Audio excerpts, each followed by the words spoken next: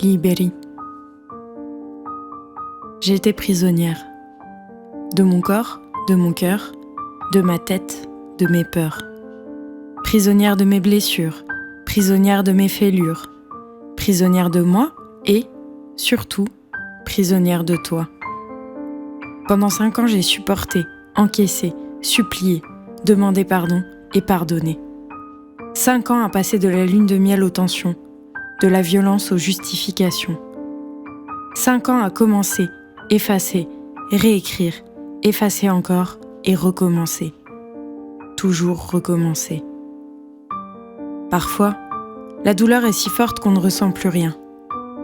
Moi, je ne sentais plus ni tes poings, ni les miens.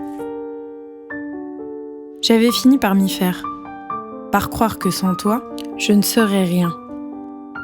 Que sans toi, et même avec toi, je ne valais rien.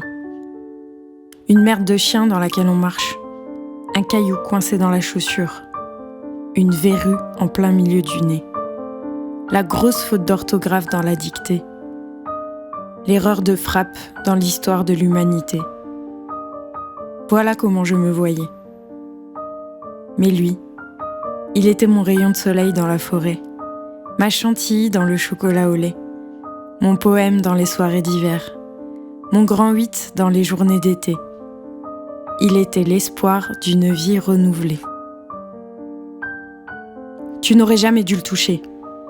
À partir du moment où tu l'as fait, tu aurais dû savoir que tout serait terminé, que jamais je ne te laisserai faire avec lui ce que tu as fait avec moi, que je ferai ce qu'il faudrait pour l'arracher à ta médiocre monstruosité, que ce poignard, je le prendrai sans hésiter, qu'à travers la pièce, je le balancerai pour te faire taire à tout jamais.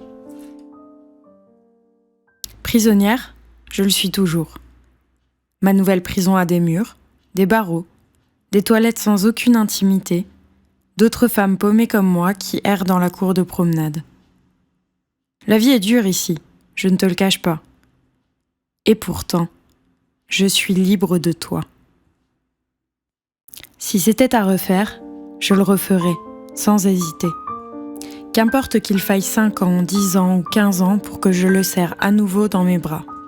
Parce que maintenant, je le sais, il est libre, lui aussi.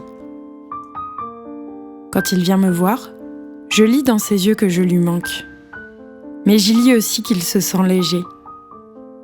Être témoin de son envol est le plus beau cadeau que la vie m'ait donné. Et un jour, je m'envolerai, moi aussi, avec lui.